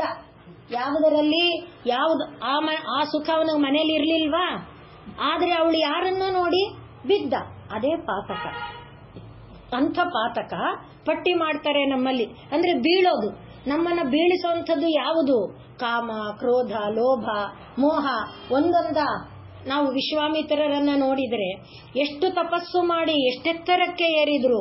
ಒಂದು ಸಲಿ ಒಂದು ದಿಕ್ಕಿನಲ್ಲಿ ಕಾಮಕ್ಕೆ ವಶರಾಗಿ ಬಿದ್ದರು, ಎರಡನೇ ದಿಕ್ಕಿನಲ್ಲಿ ಕ್ರೋಧಕ್ಕೆ ವಶರಾಗಿ ಬಿದ್ರು ಶುನಶೇಫನನ್ನ ಅವನಿಗೆ ವರ ಕೊಡ್ತೀನಿ ಅನ್ನಕ್ಕೆ. ಮೂರನೇ ದಿಕ್ಕಿನಲ್ಲಿ ಅಭಿಮಾನಕ್ಕೆ ವಶರಾಗಿ ತ್ರಿಶಂಕುವಿನ ಕಾರಣ ಬಿದ್ರು. ಹಾಗೆ ಇವೆಲ್ಲವೂ ಕೂಡ ನಮ್ಮನ್ನ ಬೀಳಿಸುವಂಥದ್ದು. ಹಾಗೆ ಬೀಳಿಸುವಂಥದ್ದು ಯಾವುದಿದೆಯೋ ಅದು ಪಾತಕ, ಅದು ಮಹಾಪಾತಕ. ಅಂದ್ರೆ ನಮ್ಮಲ್ಲಿ ಪಾತಕ, ಉಪಪಾತಕ, ಮಹಾಪಾತಕ ಅಂತ ಅನೇಕ ಪಾತಕಗಳಿದೆ. ಅದರಲ್ಲಿ ನಮ್ಮ ಇದರೊಳಗೆ ದೇವಸ್ಥಾನಗಳೊಳಗೆ ಅಷ್ಟು ವಿಶೇಷವಾಗಿರಲ್ಲ. ಕಾಶಿಯಲ್ಲಿ ಗಂಗೆಯಲ್ಲಿ ಸ್ನಾನ ಮಾಡಿಸುವಾಗ ಪಂಡಿತರು ಬಂದು ನಮಗೆ ಸಂಕಲ್ಪ ಮಾಡಿಸುವಾಗ ಪಟ್ಟಿ ಮಾಡ್ತಾರೆ. ಅದರಲ್ಲಿ ಪಾತಕ, ಉಪಪಾತಕ, ಮಹಾಪಾತಕ, ಸಂಕಲೀಕರಣ, ಜಾತಿಭ್ರಂಶಕರಣ, ಅಪಾತ್ರೀಕರಣ, ಮಲಿನೀಕರಣ ಅಂತ ಉದ್ದಕ್ಕೆ ಅನೇಕ ಪಾಪಗಳ ಪಟ್ಟಿಯನ್ನು ಹೇಳ್ತಾರೆ. ಇದೆಲ್ಲ ಕೇಳಿದಾಗ ನಮಗೆ ನಮ್ಮದಲ್ಲಿ ಎಷ್ಟು ಪಾಪ ಇದೆಯಪ್ಪ ಅಂತ ಭಯ ಆಗ್ಬೋದು. ಆದ್ರೆ ಆ ಎಲ್ಲನೂ ಕೂಡ ಯಾರಿಂದ ಹೋಗುತ್ತೆ? ದೇವಿಯ ಸ್ಮರಣ ಮಾತ್ರದಿಂದ ದೂರ ಆಗುತ್ತೆ. ಆದ್ರಿಂದ ಮಹಾಪಾತಕ ನಾಶಿನಿ ಆ ಶಕ್ತಿ ಯಾರಲ್ಲಿದೆ? ದೇವಿಯಲ್ಲಿ ಮಾತ್ರ ಅದು ಇರೋದಕ್ಕೆ ಸಾಧ್ಯ ಇದೆ. ಆದ್ರಿಂದಲೇ ಹೇಳುವಾಗ ಬ್ರಹ್ಮಾಂಡ ಪುರಾಣದಲ್ಲಿ ಹೇಳ್ತಾರೆ, ಇಂದ್ರ ನೋಡಿ ಏನು ಮಾಡ್ದ, ತನಗೆ ರಾಜ್ಯ ಕಳ್ಕೊಂಡ. ಈಗ ಬೃಹಸ್ಪತಿ ಕಥೆ ಹೇಳಿದ್ವಲ್ಲ, ರಾಜ್ಯ ಕಳ್ಕೊಂಡ, ಏನ್ ಮಾಡೋದು ಅಂತ ಯೋಚನೆ ಮಾಡ್ದ. ಗುರುವಿನ ಅವಕೃಪೆ ಆಯ್ತು, ಸ್ವರ್ಗ ಹೋಯ್ತು, ಸ್ವರ್ಗಾಧಿಪತ್ಯ ಹೋಯ್ತು. ಏನ್ ಮಾಡೋದು? ಬ್ರಹ್ಮನ ಹತ್ರ ಹೋದ. ನೋಡಪ್ಪ, ತ್ವಷ್ಟೃ ಅಂತ ಒಬ್ಬ ಪ್ರಜಾಪತಿ ಇದ್ದಾನೆ, ತ್ವಷ್ಟೃ ಪ್ರಜಾಪತಿಗೆ ವಿಶ್ವರೂಪ ಅಂತ ಒಬ್ಬ ಮಗ ಇದ್ದಾನೆ, ಅವನನ್ನ ಆಶ್ರಯಿಸಿದರೆ ಅವನು ನಿನಗೆ ಈ ಒಂದು ಸ್ಥಾನವನ್ನು ತುಂಬಿಕೊಡ್ತಾನೆ. ಇವನಿಗೆ ಬೃಹಸ್ಪತಿಗೆ ಸಮಾನವಾದ ಜ್ಞಾನ ಇರುವವನು ಅವನು ಅಂತ ಹೇಳಿದ್ರು. ವಿಶ್ವರೂಪನನ್ನ ಇವನ ಆಶ್ರಯಿಸಿದ. ವಿಶ್ವರೂಪ ಇವನಿಗೆ ನಾರಾಯಣ ಕವಚವನ್ನ ಬೋಧೆ ಮಾಡ್ದ. ನಾರಾಯಣ ಕವಚದ ಬಲದಿಂದ ಕಳೆದುಕೊಂಡಿದ್ದ ಸ್ವರ್ಗವನ್ನ ಹಿಂತಿರುಗಿ ಪಡೆದ. ಆದರೆ ಒಂದು ದಿವಸ ಪ್ರತಿದಿನ ಗುರುಗೆ ನಮಸ್ಕಾರ ಮಾಡಬೇಕು. ಗುರುವಿಗೆ ನಮಸ್ಕಾರ ಮಾಡಕ್ಕೆ ಬಂದಾಗ ನೋಡ್ದ ವಿಶ್ವರೂಪ ಆಟ ಆಡ್ತಾ ಇದ್ದಾನೆ, ಮೋಸ ಮಾಡ್ತಾ ಇದ್ದಾನೆ. ವಿಶ್ವರೂಪನ ತಾಯಿ ರಚನಾ ಅನ್ನುವವಳು ಅಸುರರ ಪುತ್ರಿ. ತಂದೆ ಪ್ರಜಾಪತಿ, ತ್ವಷ್ಟೃ ಪ್ರಜಾಪತಿ, ಇವನು ದೇವರ ಕಡೆ, ಇವಳು ಅಸುರರ ಕಡೆ. ಆದ್ರಿಂದ ತಾಯಿಯ ಕಡೆಯವರಿಗೂ ಹವಿಸ್ಸು ತಲುಪಬೇಕು, ತಂದೆ ಕಡೆಯವರಿಗೂ ಹವಿಸ್ಸು ತಲುಪಿಸ್ಬೇಕು. ಅದಕ್ಕೋಸ್ಕರ ಇವನು ಆಟ ಆಡ್ತಿದ್ದಾನೆ, ಮೋಸದ ಆಟ ಆಡ್ತಾ ಇದ್ದಾನೆ. ಇದು ಇವನಿಗೆ ಗೊತ್ತಾಯ್ತು. ಅಸುರರನ್ನ ಬಲಿಷ್ಠರನ್ನಾಗಿ ಮಾಡಿಬಿಟ್ರೆ ನಮ್ಮೊಳಗೆ ಆ ಸುರಿ ಶಕ್ತಿ ಬಲ ಆದ್ರೆ ನಾವೇನಾಗ್ತೀವಿ ಅಲ್ವಾ? ಅದಕ್ಕೋಸ್ಕರ ಅದು ಬೆಳೆಯಕ್ ಕೊಡಬಾರ್ದು. ಅದನ್ನ ನೋಡಿದವನೇನು ಮಾಡ್ದ, ತಕ್ಷಣ ತಲೆ ತೆಗೆದು ಬಿಟ್ಟ ವಿಶ್ವರೂಪಂದು. ಈಗ ಬಂದಿದ್ದ ಎಂಥ ಪಾತಕ? ಗುರುಪಾತಕ ಇದೆಯಲ್ಲ, ಗುರುವನ್ನ, ಅದರಲ್ಲಿ ನಾರಾಯಣ ಕವಚವೆಂಬ ಮಂತ್ರವನ್ನ ಉಪದೇಶ ಮಾಡಿದವನನ್ನ ಕೊಂದನಲ್ಲ. ಆದ್ರಿಂದಲೇ ಆ ತ್ವಷ್ಟೃ ಮತ್ತೆ ತಿರ್ಗಾ ಹೋಮ ಮಾಡಿ ವೃತ್ರನನ್ನ ಉತ್ಪತ್ತಿ ಮಾಡ್ತಾನಲ್ಲ. ವೃತ್ರ ಏನು ಹೇಳ್ತಾನೆ ಹೇಳಿ? ನಿನ್ನಂಥವನನ್ನ ಏನು ಮಾಡಿದ್ರು ಪಾಪ ಬರಲ್ಲ ಅಂತಾನೆ. ಯಾಕೆಂದ್ರೆ ನೀನು ಗುರು ಪಾಪ ಮಾಡಿದವನು, ಗುರು ಹತ್ಯೆ ಮಾಡಿದವನು. ಗುರು ಹತ್ಯೆಗೆ ಏನೇನು ಹಿಂಸೆ ಕೊಟ್ಟರು ಅದು ಪಾತಕವಲ್ಲ. ಅಂದ್ರೆ ಅಂಥ ಪಾತಕ ಗುರು ಹತ್ಯಾ ಪಾಪ. ಅಂಥ ಪಾಪವನ್ನ ಮಾಡಿದ ಯಾರು? ಇಂದ್ರ. ಅವನಿಗೆ ತಾಯಿಯ ಕೃಪೆ ಮಾತ್ರದಿಂದ, ತಾಯಿಯ ಕೃಪಾ ಮಾತ್ರದಿಂದ ಆ ಹತ್ಯೆಯ ಪಾಪ ದೂರ ಆಗಿದ್ದಲ್ಲದೆ ಮತ್ತೆ ಅವನಿಗೆ ರಾಜ್ಯ ದೊರಕಿತು. ಆದ್ರಿಂದ ಬ್ರಹ್ಮಾಂಡ ಪುರಾಣದಲ್ಲಿ ಹೇಳುವಾಗ ಕೃತಸ್ಯ ಅಖಿಲ ಪಾಪಸ್ಯ, ಮಾಡಿದ ಎಲ್ಲಾ ಪಾಪಗಳಿಗೆ, ಜ್ಞಾನತೋ ಅಜ್ಞಾನತೋ, ತಿಳಿದು ಮಾಡ್ತೀವೋ ಪಾಪ. ಈಗ ಇಂದ್ರ ಪಾಪ ಮಾಡುವಾಗ ಅಂದ್ರೆ ಗುರುವಿನ ತಲೆಯನ್ನ ಕತ್ತರಿಸುವಾಗ ಅವನ ಉದ್ದೇಶ ಅದಿರ್ಲಿಲ್ಲ. ಅಂದ್ರೆ ಇವನು ಗುರು, ಇವನನ್ನು ಕೊಲ್ಲಬೇಕು ಆ ಥರ ಇರ್ಲಿಲ್ಲ. ಅವನ ಮನಸ್ಸಲ್ಲಿ ಇದ್ದಿದ್ದೇನು, ಆಸುರಿ ಶಕ್ತಿ ಬಲಗೊಳಿಸ್ಬಿಡ್ತಾ ಇದ್ದಾನೆ ಇವನು. ದೈವಿ ಬಲಕ್ಕೋಸ್ಕರ ನಾವು ಇವನನ್ನು ಆಶ್ರಯಿಸಿರೋದು, ಅಷ್ಟೇ ಅವನ ತಲೆಯಲ್ಲಿ ಬಂದಿದ್ದು, ಕೊಂದಿದ್ದು. ಆದ್ರಿಂದ ಜ್ಞಾನತೋ ಅಜ್ಞಾನತೋ ಕೃತಸ್ಯ ಪಾಪಸ್ಯ, ಮಾಡಿದ ಪಾಪ ತಿಳಿದು ಮಾಡ್ತೀವೋ ತಿಳಿಯದೆ ಮಾಡ್ತೀವೋ ಆ ಪಾಪಕ್ಕೆ ಪ್ರಾಯಶ್ಚಿತ್ತಂ ಪರಂ. ಅನೇಕ ಪ್ರಾಯಶ್ಚಿತ್ತಗಳಿದೆ. ಪ್ರಾಯಶ್ಚಿತ್ತಗಳು ಮಾಡುವಾಗ ಕೃಚ್ಛ್ರ ಮೊದಲಾದಂತಹ ವ್ರತಗಳನ್ನ ಹೇಳ್ತಾರೆ. ಕೃಚ್ಛ್ರ ಅಂದ್ರೆ ವ್ರತ, ಸುಮ್ಮನೆ ಉದಾಹರಣೆ ಹೇಳೋದು. ಇವತ್ತು 1 ತುತ್ತು ಊಟ ಮಾಡಿದೆ, ನಾಳೆ 2 ತುತ್ತು ಊಟ ಮಾಡಿದೆ, ನಾಡಿದ್ದು 3 ತುತ್ತು, ಆಚೆ ನಾಡಿದ್ದು 4 ತುತ್ತು. ಹಾಗೆ ಅಷ್ಟೇ ದಿನಾಪೂರ್ತಿಗೆ ಇವತ್ತು ಒಂದೇ ತುತ್ತು ಊಟ ದಿನಾಪೂರ್ತಿಯಲ್ಲಿ. ಹಾಗೆ 14ನೇ ದಿವಸಕ್ಕೆ, 15ನೆಯ ದಿನಕ್ಕೆ ಏನು 15 ತುತ್ತು. ತಿರ್ಗಾ 16ನೇ ದಿನ ಬಂತಲ್ಲ, ಆಗ 14ನೇ ತುತ್ತು, 17ನೇ ದಿನಕ್ಕೆ 13 ತುತ್ತು, ಹಾಗೆ ಇಳಿಸ್ತಾ ಬರೋದು. ಕೊನೆಗೆ 1 ತುತ್ತು, ಕೊನೆಗೆ ಏನಿಲ್ಲ. ಈ ರೀತಿಯಲ್ಲಿ ವ್ರತಾಚರಣೆ ಮಾಡೋದು, ಬೇರೆ ಏನೇನು ಇಲ್ಲದೆ ಮೌನ ಇತ್ಯಾದಿ. ಇದಕ್ಕೆ ಕೃಚ್ಛ್ರ ಅಂತಾರೆ. ಕೃಚ್ಛ್ರ, ಈ ರೀತಿ ಅನೇಕ ವ್ರತಗಳಿದೆ ನಮಗೆ. ಯಾವ ಯಾವ ನಾವು ಸ್ಕಂದ ಪುರಾಣ ಇತ್ಯಾದಿ ಪುರಾಣಗಳನ್ನ ತೆಗೆದ್ರೆ ಹೇಳ್ತಾರೆ ಎಷ್ಟೆಷ್ಟು ಪಾಪಗಳಿಗೆ ಎಷ್ಟು ರಾಶಿ ಪ್ರಾಯಶ್ಚಿತ್ತಗಳಿದೆ, ಯಾವ ಯಾವ ಪಾಪಕ್ಕೆ ಏನೇನು ಪ್ರಾಯಶ್ಚಿತ್ತ. ಈಗ ಪ್ರಾಯಶ್ಚಿತ್ತಗಳು ಇಷ್ಟು ರಾಶಿ ಇದೆಯಲ್ಲ, ಈ ಪ್ರಾಯಶ್ಚಿತ್ತಗಳೆಲ್ಲ ಏನು ಮಾಡುತ್ತೆ? ಪಾಪವನ್ನ ಮಾತ್ರ ತೊಳೆಯುತ್ತೆ. ಪ್ರಾಯಶ್ಚಿತ್ತ ಪಾಪವನ್ನ ಮಾತ್ರ ತೊಳೆಯುತ್ತೆ. ಪಾತ್ರೆಯ ಮೇಲಿರುವ ಮಸಿ, ಪಾತ್ರೆಯ ಮೇಲಿರುವ ಬೂದಿ ಇತ್ಯಾದಿ ಏನಿದೆ ಅದನ್ನ ತೊಳೆಯುತ್ತೆ. ಪಾತ್ರೆ ಒಳಗೆ ದ್ರೌಪದಿ ಎಲ್ಲ ತೊಳೆದಿಟ್ಟಿದ್ಲು, ಆದ್ರೆ ಒಳಗಡೆ ಒಂದು ಮುಸುರೆ ಅಂಟ್ಕೊಂಡಿತ್ತು. ಆ ಮುಸುರೆಯನ್ನು ಯಾರು ತೆಗಿಯೋರು ಅಂದ್ರೆ ಒಳಗಡೆ ಇರುವ ಕಲ್ಮಶವನ್ನ. ಅಂಥ ಪೂರ್ಣ ಬರೀ ಪಾತ್ರೆ ಅಲ್ಲ, ಪಾತ್ರೆ ಒಳಗೆ ಜನ್ಮ ಜನ್ಮಾಂತರದಿಂದ ಅಂಟಿರುವ ಎಲ್ಲ ಕಲ್ಮಶವನ್ನ ಯಾರು ತೆಗಿಯಕ್ಕಾಗತ್ತೆ ಅಂದ್ರೆ ಪರಾಶಕ್ತೇ ಪದಸ್ಮೃತಿ. ಆ ದೇವಿಯ ಪಾದ ನೆನಪಿಸಿಕೊಂಡು ಬಿಟ್ರೆ ಸಾಕು. ಅದರಿಂದ ಪ್ರಾಯಶ್ಚಿತ್ತಕ್ಕಿಂತಲೂ ಅದನ್ನ ಈ ಶ್ಲೋಕದಲ್ಲಿ ಹೇಳ್ತಿರೋದು. ಕೃತಸ್ಯ ಪಾಪಸ್ಯ ಏನದು? ಕೃತಸ್ಯ ಅಖಿಲ ಪಾಪಸ್ಯ ಜಾನತೋ ಅಜಾನತೋಪಿವ, ತಿಳಿದೋ ತಿಳಿಯದೆಯೋ ಮಾಡಿದ್ರೆ ಪ್ರಾಯಶ್ಚಿತ್ತಂ ಪರಂ, ಅನೇಕ ಪ್ರಾಯಶ್ಚಿತ್ತಗಳಿದೆ. ಆದರೆ ಪರಾಶಕ್ತೇ ಪದಸ್ಮೃತಿ ಪರಾಪ್ರೋಕ್ತ, ಆ ದೇವಿಯ ಪಾದಸ್ಮರಣೆ ಮಾಡಿಬಿಟ್ರೆ ಅದು ದೊಡ್ಡ ಪ್ರಾಯಶ್ಚಿತ್ತ. ಆ ಪ್ರಾಯಶ್ಚಿತ್ತದ ಮುಂದೆ ಇನ್ಯಾವ ಪ್ರಾಯಶ್ಚಿತ್ತದ ಅಗತ್ಯನೂ ಇಲ್ಲ. ನಾವು ಅಲ್ಲಿಗೆ ಏನರ್ಥ ಆಯಿತು? ಈ ಕೃಚ್ಛ್ರಾದಿ ವ್ರತಗಳನ್ನ ಮಾಡಿ ಪಾಪ ಕಳ್ಕೋಬೇಕಾಗಿಲ್ಲ. ದೇವಿಯ ಪಾದಸ್ಮರಣೆ ಮಾಡ್ತಾ ಬಂದ್ರೆ ನಮಗ್ ಗೊತ್ತಿಲ್ಲ. ಆದ್ರಿಂದ ನಾವು ದಿನ ನಮಸ್ಕಾರ ಮಾಡುವಾಗ ಯಾನಿ ಕಾನಿಚ ಪಾಪಾನಿ ಜನ್ಮಾಂತರ ಕೃತಾನಿಚ ಹೇಳ್ತೇವೆ, ಪ್ರತಿದಿನ ಹೇಳ್ತೇವೆ. ಮತ್ತೆ ಅಪರಾಧ ಸಹಸ್ರಾಣಿ ಕ್ರಿಯಂತೆ ಅಹರ್ನಿಶಮ್ಮಯ, ಹಗಲು ರಾತ್ರಿ ಗೊತ್ತಿದ್ದೋ ಗೊತ್ತಿಲ್ಲದೇನೋ ಸಾವಿರಾರು ಅಪರಾಧಗಳನ್ನ ಮಾಡ್ತೇನೆ. ಕ್ಷಂತವ್ಯೋ ಮೇ ಅಪರಾಧ, ಅಮ್ಮ ಇವನು ನಿನ್ನವನು ಅಂತ ಭಾವಿಸಿ ನಿನ್ನ ಈ ಕಂದನ ಅಪರಾಧವನ್ನ ಕ್ಷಮಿಸಮ್ಮ ಅಂತ ಪ್ರಾರ್ಥನೆ ಇದೆಯಲ್ಲ, ಇದು ಮಾಡ್ತಾ ಬಂದ್ರೆ ದಿನ ದಿನ ಮಾಡಿದ ಸಾವಿರ ಸಾವಿರ ಪಾಪಗಳ ರಾಶಿಯಿಂದ ಇರುವಂಥ ಪಾತಕಗಳೆಲ್ಲವೂ ಆ ದೇವಿಯ ಸ್ಮರಣ ಮಾತ್ರದಿಂದ ನಿರ್ಮೂಲ ಆಗುತ್ತೆ. ಅಂಥ ರೀತಿ ದೇವಿಯ ಆ ಪಾದ ಸ್ಮರಣೆಯಲ್ಲಿ ಅಷ್ಟು ಬಲ ಇದೆ. ಆದ್ರಿಂದ ಬೇರೆ ಯಾವ ಪ್ರಾಯಶ್ಚಿತ್ತಕ್ಕಿಂತಲೂ ಕೂಡ ದೇವಿಯ ಪಾದಸ್ಮರಣೆ ಮುಖ್ಯವಾದದ್ದು. ಬ್ರಹ್ಮಹತ್ಯ ಸುರಾಪಾನಂ, ಮಹಾಪಾತಕಗಳನ್ನ ಹೇಳುವಾಗ ಬ್ರಹ್ಮಹತ್ಯೆ ಅನ್ನುವುದು, ಈಗ ನಾವು ತ್ವಷ್ಟೃ ಪ್ರಜಾಪತಿಯನ್ನ ಇಂದ್ರ ಕೊಂದನಲ್ಲ, ಅದು ಬ್ರಹ್ಮಹತ್ಯೆ. ಅಂಥ ಪಾಪವನ್ನ ದೇವಿಯ ಕೃಪೆ ಉದ್ಧಾರ ಮಾಡಿಬಿಡ್ತು. ಸುರಾಪಾನಂ ಹೇಳ್ತಿದ್ದಾರೆ. ಅಯ್ಯೋ ಇವತ್ತು ದಿನ ಬೆಳಗಾದ್ರೆ ಎಲ್ಲರ ಮನೇಲೂ ಕುಡ್ಕೊಂಡು ಬಂದಿರ್ತಾರೆ, ಅದೊಂದು ಪಾಪನ ಅಂದ್ರೆ ಮಹಾಪಾಪ, ಅದು ಮಹಾಪಾತಕ. ಬರೀ ಪಾತಕ ಅಲ್ಲ, ಪಾತಕ, ಉಪಪಾತಕ, ಮಹಾಪಾತಕ. ಇಲ್ಲಿ ಇದು ಮಹಾಪಾತಕ. ಯಾಕಪ್ಪ ಅಂದ್ರೆ ನಮಗೆ ಮಹಾಭಾರತದಲ್ಲಿ ಬರುತ್ತೆ. ಶುಕ್ರಾಚಾರ್ಯರ ಕಥೆ ನಮಗೆ ಗೊತ್ತಿದೆ. ಶುಕ್ರಾಚಾರ್ಯರ ಮಗಳು ದೇವಯಾನಿಯೂ ನಮಗೆ ಗೊತ್ತಿದ್ದಾಳೆ. ಶುಕ್ರಾಚಾರ್ಯರ ಬಳಿಯಲ್ಲಿ ಇದ್ದಂಥ ಒಂದು ಸಂಜೀವಿನಿ ಶಕ್ತಿ ಏನಿದೆ, ಮೃತ ಸಂಜೀವಿನಿ, ಆ ಸಂಜೀವಿನಿ ಶಕ್ತಿಯಿಂದ ದಾನವರು ಪ್ರಬಲರಾಗ್ತಾ ಇದ್ದಾರೆ. ಆದ್ರಿಂದ ದಾನವರನ್ನ ಆ ಪ್ರಾಬಲ್ಯದಿಂದ ದೂರ ಮಾಡಬೇಕಾದ್ರೆ ನಾವು ಈ ಮೃತ ಸಂಜೀವಿನಿ ವಿದ್ಯೆಯನ್ನು ತಿಳ್ಕೊಳ್ಬೇಕು. ಏನ್ ಮಾಡ್ಬೇಕದಕ್ಕೆ? ಅದಕ್ಕೋಸ್ಕರ ಬೃಹಸ್ಪತಿಯ ಮಗ ಕಚನನ್ನ ಗುರುಕುಲವಾಸ ಮಾಡಿ ಹೋಗಪ್ಪ, ಶುಕ್ರಾಚಾರ್ಯರ ಮನೆಯಲ್ಲಿ ಗುರುಕುಲವಾಸ ಮಾಡು ಅಂತ ಕಳಿಸಿದ್ರು. ಈಗ ಇವ್ರಿಗೂ ಗೊತ್ತಿದೆ ಬಂದಿರೋನು ಬೃಹಸ್ಪತಿಯ ಮಗ ಅಂತಾನೆ. ಯಾರೇ ವಿದ್ಯೆ ಬಯಸಿ ಬಂದ್ರೆ ಕೊಡಲ್ಲ ಅನ್ನಬಾರ್ದು. ವಿದ್ಯೆ ಇದ್ದಾಗ ವಿದ್ಯೆ ಬಯಸಿ ಬಂದ್ರೆ ಕೊಡಲ್ಲ ಅನ್ನಬಾರ್ದು. ನಾವಿದನ್ನ ನೋಡ್ತಾ ಇದ್ದೇವೆ. ದ್ರೋಣರ ಬಳಿ ಏಕಲವ್ಯ ಬಂದಾಗ ಅವರಿಗೆ ಪಾಪ ಹೇಳಕ್ ಬಾಯಿಲ್ಲ. ಆದ್ರೆ ಏನಪ್ಪ ಮಾಡ್ಲಿ, ನನ್ನ ಹತ್ರ ವಿದ್ಯೆ ಇದೆ ನಿಜ, ಆದರೆ ನಾನು ಬದ್ಧನಾಗಿ ಬಿಟ್ಟಿದ್ದೇನೆ.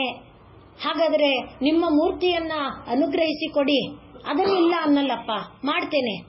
ಆದರೆ ಅವರ ಕೃಪೆಯಿಂದ ಎಂಥ ವಿದ್ಯೆ ಕಲಿತಾ, ಇದನ್ನೆಲ್ಲ ನಾವು ಗಮನಿಸಿದಾಗ ಯಾರ ಬಳಿನೇ ವಿದ್ಯೆ ಇದ್ರು, ಏನೋ ಒಂದು ಸಣ್ಣ ವಿದ್ಯೆ ಇದ್ರು, ಏನೋ ಒಂದು ಸಾರು ಮಾಡೋ ವಿದ್ಯೆ, ಸ್ವಲ್ಪ ಹೇಳ್ಕೊಡ್ತೀರಾ ಅಂದ್ರೆ ಆಗ್ಲಿ ರೀ ನಾಳೆ ಬನ್ನಿ ಅನ್ನೋದು. ಸರಿ ರೀ ಇವತ್ತು ನಾನು ಸ್ವಲ್ಪ ಹೊರಗೋಗ್ಬೇಕು ಅನ್ನೋದು. ಇನ್ನೊಂದು ಬಂದ್ರೆ ರೀ ನಮ್ಮ ಮನೆಗೆ ಇವತ್ತು ತುಂಬಾ ಜನ ಬಂದ್ಬಿಟ್ಟಿದ್ದಾರೆ ನಾಳೆ. ಒಟ್ಟಿನಲ್ಲಿ ಆ ಒಂದ್ ಸಾರ್ ಮಾಡೋದು ಹೇಳ್ಕೊಡೋಕೆ ಏನ್ ಕಷ್ಟ ಇದೆ. ಆದ್ರೆ ನಾವು ಹೇಳ್ಕೊಡಲ್ಲ. ಯಾಕೆಂದ್ರೆ ನಮ್ ತರ ಅವ್ರು ಪ್ರಸಿದ್ಧಿ ಪಡೆದು ಬಿಡ್ತಾರಲ್ಲ, ನಾನು ನಿಮ್ ತರನೇ ಸಾರ್ ಮಾಡಿದೆ ರೀ ಅಂದ್ಬಿಡ್ತಾರಲ್ಲ. ಈ ರೀತಿ ಅಂದ್ರೆ ನಮಗಿರೋ ಕೀರ್ತಿ. ಆದ್ರೆ ವಿದ್ಯೆ ಬಲ್ಲವನು ಯಾರಿಗೂ ಹಾಗೆ ಮಾಡಬಾರದು, ನಿಯಮ ಇದೆ. ಹಾಗಾಗಿ ಬಂದಿರೋನು ದೇವತೆಗಳ ಗುರುವಾದ ಬೃಹಸ್ಪತಿಯ ಮಗ ಅಂತ ಗೊತ್ತಿದ್ರು ವಿದ್ಯೆ ಹೇಳ್ಕೊಡ್ಬೇಕು. ಈಗ ಇವನ್ ಈ ರೀತಿ ವಿದ್ಯೆ ಹೇಳ್ಕೊಡೋದು ಅಸುರರಿಗೆ ಇಷ್ಟ ಇಲ್ಲ. ಯಾಕೆಂದ್ರೆ ಅಸುರರಿಗಿರೋದು ಅದು ಒಂದೇ ಬಲ, ಶುಕ್ರಾಚಾರ್ಯನ ಈ ವಿದ್ಯೆ ಬಲ. ಆದ್ರಿಂದ ಕಚನನ್ನ ಏನಾದ್ರೂ ಮಾಡಿ ಸಾಯಿಸಬೇಕು ಅಂತ ಯೋಚನೆ. ನಾವು ಕಥೆ ನೋಡಿದ್ದೇವೆ. ಒಂದೊಂದು ಸಲ ಒಂದೊಂದ್ ತರ. ಮೊದಲಿಗೆ ಏನ್ ಮಾಡಿದ್ರು, ಗುರುಕುಲ ಅಂದ ಮೇಲೆ ಹಸು ಕಾಯೋದಕ್ಕೆ ಹಸುಗಳನ್ನ ಕರ್ಕೊಂಡು ವನಕ್ಕೆ ಹೋಗ್ಬೇಕು.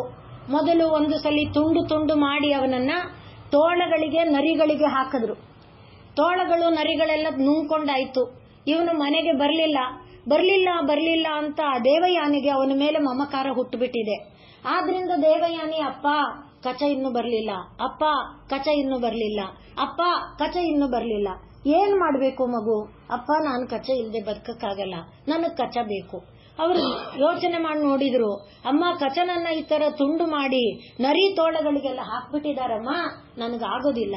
ಇಲ್ಲಪ್ಪ ಕಚ ಇಲ್ದಿದ್ರೆ ನಾನು ಬದುಕಲ್ಲ. ಆಗೇನ್ ಮಾಡಿದ್ರು ನೋಡಿ. ಮೋಹ ಅನ್ನೋದು ನಾವು ಮುಂದಿನ ನಾಮಕ್ಕೆ ಇದೆಲ್ಲ ಸೇರಿಸಿಕೊಳ್ಳಬಹುದು. ಅವರಿಗೆ ಮಗಳ ಮೇಲಿನ ಮೋಹದಿಂದ ಏನ್ ಮಾಡಿದ್ರು, ಮತ್ತೆ ಅದು ಒಂದು. ಎರಡನೇದು ಅವರ ಶಕ್ತಿ ಎಂಥದ್ದು, ಎಲ್ಲ ನರಿಗಳು ತುಂಡು ತುಂಡು ಮಾಡಿ ಹಾಕಿದ್ದಾರೆ, ಸಣ್ಣ ಸಣ್ಣ ತುಂಡು. ಎಲ್ಲ ನರಿಗಳ ತೋಳಗಳ ಹೊಟ್ಟೆ ಸೀಳ್ಕೊಂಡು ಆ ತುಂಡುಗಳೆಲ್ಲ ಸೇರಿ ಕಚನಾಗಿ ಬಂದ್ಬಿಟ್ಟ. ಕಚ ಆದ ಅಂದ್ರೆ ಆ ಮಂತ್ರದ ಶಕ್ತಿ ಎಂಥದ್ದು. ಈಗ ಎರಡನೇ ಸಲ ಏನ್ ಮಾಡಿದ್ರು, ಇದೇ ರೀತಿ ಮಾಡ್ಬಿಟ್ರಲ್ಲ, ಈ ರೀತಿ ಮಾಡಬಾರ್ದು ಅಂತ ಅಸುರರು ಅವನು ಹೊಲದ ಇದರಲ್ಲಿ ಕಾಡಲ್ಲಿ ಕರು ಹಸುಗಳನ್ನ ಮೇಯಿಸ್ತಾ ಇರುವಾಗ ಕೊಂದುಬಿಟ್ಟು ಅರಿದ್ರು. ಚೆನ್ನಾಗಿ ಹಾಕಿ ಕಲ್ಲಲ್ಲಿ ಅರಿದು, ಏನು ಸಿಕ್ಕಬಾರದು, ನುಣ್ಣಗೆ ದೋಸೆ ಇಡ್ತಾರ ಮಾಡಿ ಅದನ್ನ ಸಮುದ್ರದಲ್ಲಿ ಕದರ ಹಾಕಿದ್ರು. ಸಮುದ್ರದಲ್ಲಿ, ನದಿಯಲ್ಲ, ಸಮುದ್ರದಲ್ಲಿ ಕದರ ಹಾಕಿದ್ರು. ಇವತ್ತು ಹಾಗೆ ತಿರ್ಗಾ ಕಚ ಬರ್ಲಿಲ್ಲ, ಅಪ್ಪ ಕಚ ಬಂದಿಲ್ಲ, ಅಪ್ಪ ಕೊನೆಗೆ ನೋಡಿದ್ರು ಕಚ ಇಲ್ದ ಇದ್ರೆ ಆಗಲ್ಲ ಅಂತ ಆಯ್ತಲ್ಲ. ಏನ್ ಮಾಡೋದು? ಅಮ್ಮ ನೋಡು ಈ ತರ ಸಮುದ್ರದಲ್ಲಿ ಹಾಕ್ಬಿಟ್ಟಿದ್ದಾರೆ. ಇಲ್ಲಪ್ಪ ನನಗೆ ಕಚ ಬೇಕು. ಮತ್ತೆ ಎಂಥ ಎಲ್ಲ ಅರಿದು ಹಾಕಿರೋದನ್ನು ಕೂಡ ತರಿಸಿದ್ರು ಅಂದ್ರೆ ತರಿಸಿದ್ರು. ಮತ್ತೆ ಕಚ ಬಂದ. ಈಗ ಇವರಿಗೆ ಅಸುರರಿಗೆ ಬೇರೆ ದಾರಿ ಕಾಣ್ತಿಲ್ಲ. ಏನೇನು ಉಪಾಯ ಮಾಡಿದ್ರು ಬದುಕಿಸ್ತಾ ಇದಾರಲ್ಲ. ಅದಕ್ಕೆ ಇವ್ರೇನ್ ಮಾಡಿದ್ರು, ಅವನನ್ನ ಸುಟ್ಟು ಬಿಟ್ರು. ಸಾಯಿಸಿ ಸುಟ್ಟು ಬೂದಿ ಮಾಡಿ ಆ ಬೂದಿ ಎಲ್ಲ ತುಂಬಿಕೊಂಡು ಸುರೆ ಇದೆಯಲ್ಲ, ಸುರೆ ಒಳಗೆ ಅದನ್ನು ಕದರ್ಬಿಟ್ಟು ಅದನ್ನು ತಂದು ಶುಕ್ರಾಚಾರ್ಯರು ಕುಡಿಸ್ಬಿಟ್ರು. ಈಗೇನ್ ಮಾಡ್ತೀಯ ನೋಡೋಣ ಅಂತ. ಅದು ನೋಡಿ ಸುರಾಪಾನ. ಹಾಗೆ ಅವರಿಗೆ ಈಗ ಮತ್ತೆ ಅವ್ರದ್ದು ಪುರಾಣ ಶುರು. ಏನ್ ಮಾಡೋದು? ಇಲ್ಲಮ್ಮ ಈ ಸಲ ಬದುಕ್ಸಕ್ ಆಗಲ್ಲ. ಯಾಕೆ ಅಂದ್ರೆ ನಿನಗೆ ಕಚ ಬೇಕು, ಇಲ್ಲ ಅಪ್ಪ ಬೇಕು. ಇದ್ರಲ್ಲಿ ಯಾರು ಬೇಕು? ಇಲ್ಲಪ್ಪ ನೀನು ಕಚನಿಗೆ ಈ ಮಂತ್ರ ಕೊಟ್ಬಿಡು. ಕಚ ನಿನ್ನ ಹೊಟ್ಟೆ ಸೀಳ್ಕೊಂಡ್ ಬಂದ್ಮೇಲೆ ಕಚ ಆ ಮಂತ್ರದಿಂದ ನಿನ್ನ ಬದುಕಿಸ್ತಾನೆ. ಉಪಾಯ ನೋಡಿ. ಆ ಉಪಾಯ ಇವನು ಗೊತ್ತಿಲ್ವಾ? ಆದ್ರೆ ಅದನ್ನ ದ್ರೋಹ ಮಾಡಬಾರ್ದು ಅಸುರರಿಗೆ ಅನ್ನುವ ಹಿನ್ನೆಲೆಯಲ್ಲಿ ಅವನು ಕೊಡಲ್ಲ ಅಂದ. ಆದರೆ ಇವಳು ಮಗಳ ಮೇಲಿನ ಮೋಹದಿಂದ ಕೊಡ್ಲೇಬೇಕಾಯ್ತು. ಅದೇ ರೀತಿಯಲ್ಲಿ ಈಗ ಕಚ ಅವನ ಹೊಟ್ಟೆ ಸೀಳ್ಕೊಂಡು ಬಂದ. ಇವನು ಕಚನಿಗೆ ಮಂತ್ರವನ್ನು ಕೊಡಬೇಕಿತ್ತಲ್ಲ, ಗರ್ಭಗತವಾಗಿ ಮಂತ್ರ ಕೊಟ್ಟ. ಆ ಮಂತ್ರದ ಬಲದಿಂದ ಶುಕ್ರಾಚಾರ್ಯರನ್ನ ಬದುಕಿಸಿದ. ಆಗ ಶುಕ್ರಾಚಾರ್ಯರು ಹೇಳಿದ್ದು, ಸುರಾಪಾನ ಅನ್ನುವಂಥದ್ದು ಮಹಾಪಾತಕ. ನಾನು ಅವತ್ತವರು ಪ್ರತಿಜ್ಞೆ ಮಾಡಿ ಎಲ್ಲರಿಗೆ ಘೋಷಣೆ ಮಾಡ್ತಾರೆ, ಯಾರೂ ಕೂಡ ಸುರೆಯನ್ನ ಪಾನ ಮಾಡಬಾರದು. ಆದ್ರಿಂದ ಮಹಾಪಾತಕಗಳಲ್ಲಿ ಸುರಾಪಾನ, ಕಳ್ಳತನ ಕೂಡ ನೋಡಿ. ಕಳ್ಳತನ ಮಹಾಪಾತಕ, ಸಾಧಾರಣ ಪಾತಕ ಅಲ್ಲ, ಅದು ಸರ್ವ ಅಂದ್ರೆ ಮಹಾಪಾತಕ. ಹಾಗೆ ಗುರುವಂಗನಾಗಮ, ಇವೆಲ್ಲ ಮಹಾಂತಿ ಪಾತಕಾನ್ಯಾಹುಹು. ಇಂಥ ಮಹಾಪಾತಕಗಳನ್ನೂ ಕೂಡ ದರೋಡೆಕೋರನಾದಂಥ ವಾಲ್ಮೀಕಿಯನ್ನ, ರಾಮನ್ನ ಗೊತ್ತಿಲ್ಲ ನಂಗೆ ಅಂದ್ರೆ ಅದೇನೋ ನಂಗೆ ಬರಲ್ಲ. ಏನ್ ಗೊತ್ತು ನಿನಗೆ? ವನೇಚ ರಾಮಃ ವಸುಚಃ ರಾಮಃ. ನಮ್ಗೆ ಕಾಡಲ್ಲಿ ಸುತ್ತಾಡ್ತೀವಿ, ದುಡ್ಡನ್ನೆಲ್ಲ ಹೊಡ್ಕೊಂಡ್ ಬರ್ತೀವಿ, ಅವ್ರ ತಲೆ ಬಡಿತೀವಿ. ವಿಹರಾಮಃ ಚರಾಮಃ, ಈ ರೀತಿ ಅದೇ ನೋಡಲ್ಲಿ ಹೇಳ್ತಿದೀಯಲ್ಲ, ಅದನ್ನೇ ಹೇಳು. ಪ್ರಹರಾಮಃ ಹೊಡಿತೀವಿ. ಪ್ರಹರಾಮ ವನೆ ಚರಾಮ ಮತ್ತೆ ವಸು ಆಹರಾಮ ಎಲ್ಲ ರಾಮ ರಾಮ ಹೇಳ್ತಿದೆಯಲ್ಲ ಅದನ್ನೇ ಹೇಳು. ಏನಾದ ಅವನು? ದರೋಡೆಕೋರ, ಮಹಾ ತಪಸ್ವಿಯಾದ. ಆದ್ರಿಂದ ಪರಮಾತ್ಮನ ನಾಮ ಇದೆಯಲ್ಲ ಅದಕ್ಕೆ ಮೇಲೆ ಹೇಳಿದ್ದೇನು? ಪ್ರಾಯಶ್ಚಿತ್ತಂ ಪರಂ ಪ್ರೋಕ್ತಂ. ದೇವಿಯ ಯಾವುದದು? ಪರಾಶಕ್ತೇ ಪದಸ್ಮೃತಿ. ಆ ದೇವಿಯ ಅಥವಾ ಪರಮಾತ್ಮನ, ಪರಮಾತ್ಮ ಮತ್ತೆ ಇವರಲ್ಲಿ ಭೇದ ಇಲ್ಲ. ಯಾರು? ಶಿವ ಮತ್ತು ಶಿವೆಯರಲ್ಲಿ. ಹಾಗಾಗಿ ಪರಮಾತ್ಮ ಮತ್ತು ಶಕ್ತಿ ಬೇರೆ ಅಲ್ಲ, ಭೇದ ಇಲ್ಲ. ಹಾಗಾಗಿ ಆ ಪಾದ ಸ್ಮೃತಿ ಇದ್ರೆ ಎಂಥ ಪಾಪಗಳಿಂದಲೂ ಕೂಡ ಅದು ನಮ್ಮನ್ನ ದೂರ ಮಾಡುತ್ತೆ.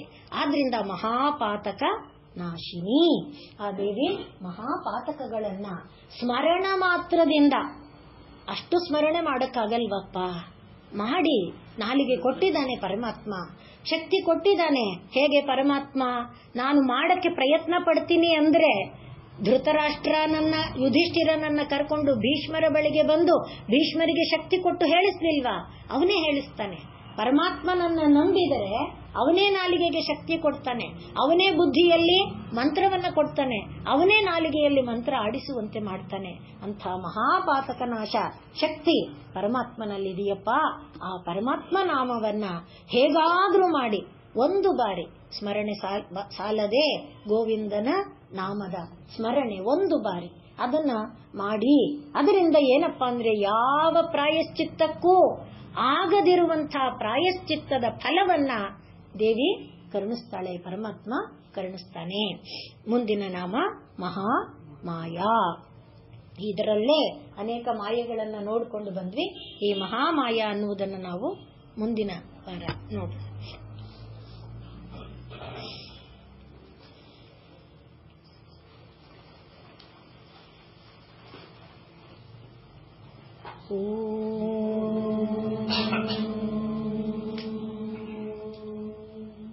पूर्णमदः पूर्णमिदं पूर्णात् पूर्णमुदच्यते पूर्णस्य पूर्णमादाय पूर्णमेवावशिष्यते.